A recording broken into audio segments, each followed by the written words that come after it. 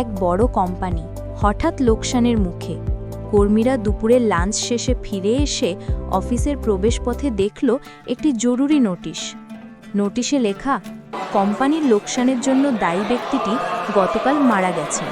Seminar রুমে তার লাশ কফিনে রাখা হয়েছে। সহকর্মীর মৃত্যুতে শোকের পাশাপাশি সবার মনে জাগল তীব্র কৌতূহল। সকলে একে একে সেমিনার রুমে এসে জড়ো হলো। এক এক করে তারা কফিনের কাছে গেল এবং ভেতরে তাকালো। হঠাৎ তারা কেমন যেন বাকশূন্য হয়ে গেল, হতভম্ব হয়ে গেল, কারণ কফিনের ভেতরে রাখা ছিল একটি সাধারণ আয়না।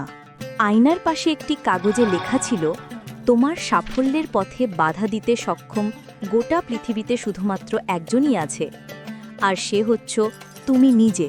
তুমিই একমাত্র ব্যক্তি যে তোমার জীবনে পরিবর্তন আনতে পারো। যখন তুমি নিজের সক্ষমতার সীমা অতিক্রম করো, তখনই জীবনের লক্ষ্য পূর্ণ হয়।